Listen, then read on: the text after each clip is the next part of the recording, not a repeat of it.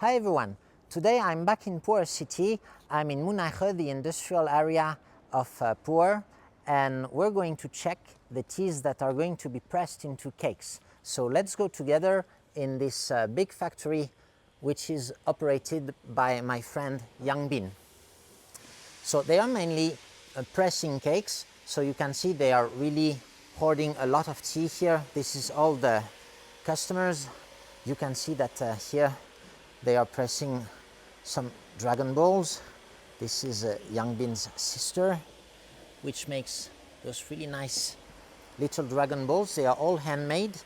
Then you can see the pressing here, pressing of 357. No, this is 100 gram probably. Ripe pu'er. This is probably some sticky rice fragrance ripe pu'er. I've already shot many videos about the pressing, so I'm not going to spend too much time talking about it. These are 357 gram cakes. You see, they are then dried. So you can see that's a massive stockpile of tea here. And all the customers at the end of the harvest tend to send their tea directly to the factory. That's what we do. These are some rooms where the tea is dried. It's quite dark here and it smells very good. We can't see much, unfortunately, here. It's just a warm room to get the tea dry. It cannot dry too fast, otherwise it will have a nasty green tea taste.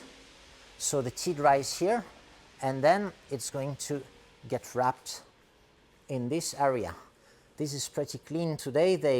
Because it's Monday, so they haven't started working yet, but that's where they wrap the papers. But today I'd like to show you something. So you see, there's not only the tea farmers and the people who make tea in the tea factories. There are also attached service to it. And what Yangbin does is something like that. So he presses the cakes like this. So this is like basic, but this usually doesn't really make much money. You have to rely on large scale. The price is quite low for pressing cakes in Yunnan because of fierce competition. And so these factories try to find other ways to make money and to make use of the space. So they might be used like as a storage space. You can see mountains of tea here. But you know that ripe pu'er is quite enjoyed. Most of the tea consumed, most of the pu'er tea consumed in China is ripe pu'er actually. So this year Yangbin made a couple of piles. He makes small batches, but also bigger traditional piles like this. This is a small one, I would say about 2 tons. We can check. So you see the top of the pile is always dark. If we zoom in, we can see that there are some fungi at the top, some dark fungi. You see, if I press like this, you get that smoke. It's actually all the spores that fly away. Now we are going to dig in, and there's a second layer which is white. It's just because there's a gradient of temperature and humidity. The deeper you go into the pile, the hotter it is, and the more moist it is. So on that second layer, you will have some white fungi like this, and these generally don't have a good taste. So you want to shuffle the pile to kind of mix all those microorganisms. And if you keep digging inside, now it's really very warm inside, and you don't see anything. You don't really see spores on the top, and that's because in the middle it will rely more on bacterial fermentation rather than fungal fermentation. Yeah, and it smells pretty good, by the way. It smells fruity, The smell varies a lot depending on where you grab the sample according to depth.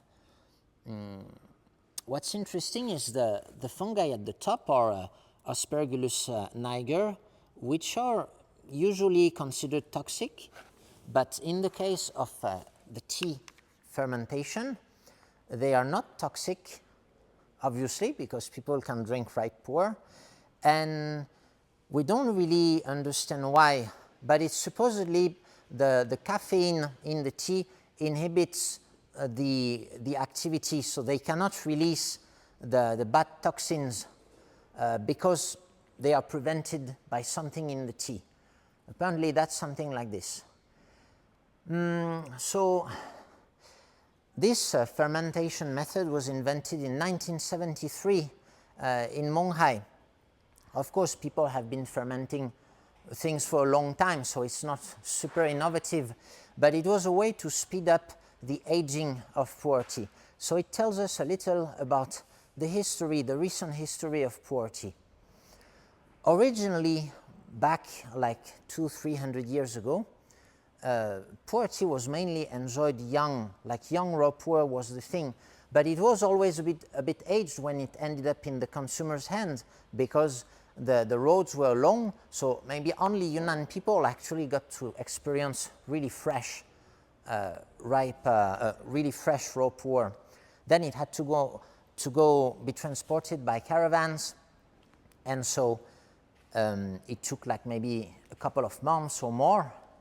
And apparently, because it was always in contact with the donkeys or horses, it was quite warmed and kind of in contact with the sweat of the animals, so it was in a fairly moist environment, and apparently it would arrive to Beijing or Tibet already a little bit aged. But where the story of aged tea really came, it's a bit more recent than that. It's when they started exporting the pu'er tea overseas. And so at that time, they would mainly send the pu'er tea to Guangdong province, to Guangzhou and Hong Kong, and they would store it in the harbors. And probably during that time, the teas would wait for a couple of months or years before being shipped overseas to like Singapore, Malaysia, Thailand, and other places where Chinese communities were. And so during those times, in the very wet environment, you can imagine stored at the docks, that's when the tea would undergo a really significant transformation. And so that's where the idea of storing tea before drinking it came, you know? Because you can also imagine that when the Tibetans and others during the Qing dynasty drank pu'er tea, they might not necessarily drink it pure. I guess a lot of people added milk in it. Remember that the Qing were Manchus, so they were nomads, and nomads often drink a lot of milk because that's what they get from the animals. So it would make sense that at that time they would drink the pu'er tea with milk. But in Guangzhou, it was different.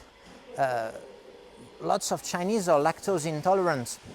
So in China proper, like milk is not a traditional product really widely consumed. So you could think they would tend to drink the tea pure or maybe mixed with some other herbs. And so that's how it came in Guangzhou, like people got used to drinking tea, drinking aged pu'er tea. But as you know, it takes time to age the pu'er tea. It takes between 5 and 10 years, even in very wet climates. So in 1973, what they did is they had the idea of spraying water on top of the tea in a big pile, covering it, letting it ferment for a couple of weeks, and then at the end you would have a fully like fermented, oxidized, oxidized and fermented pu'er tea. And in that way, you could shorten the time. You wouldn't have to store it. You could send it directly to the market. That's where really the mass market is. Young raw pu'er is a more recently established niche for the tea enthusiasts. And so a lot of those tea factories more in Monghai than Pu'er, will do that kind of fermentation, large pile fermentation. Actually, if you ever go to Xishuangbanna, you go to Monghai, Bagongli, that's the area there, where they do all the fermentation. Here we're in Munaihe. You also have lots of, well, you don't really see much here because it's an industrial area, but you even have Starbucks and Unilever who have platforms here for coffee mainly, and you also have lots of tea industry.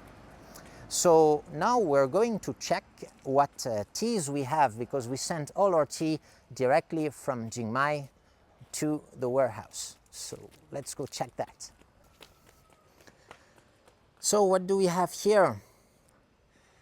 I think this is all our tea here. Huh? Is it right? You buy? Mm-hmm. Is it our tea here? Where's our tea?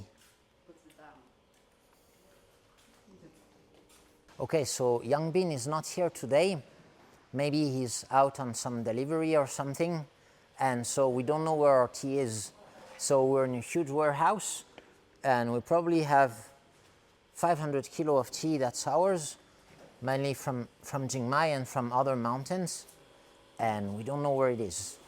But it's okay, we trust Yang Bin because we've been working with him for over 10 years now, about, or maybe 9 years.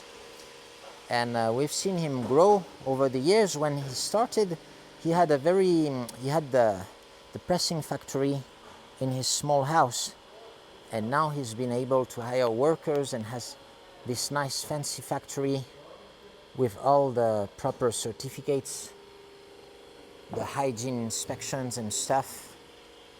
So we're really happy to work with him every year. He makes an incredible job. He's very diligent and conscientious, which is really helpful for this kind of thing. So yeah, I think that's about it. We are going to try to find our tea, and if not, we'll come back later. I hope you're having good tea at home. Stay safe and see you later. Bye bye.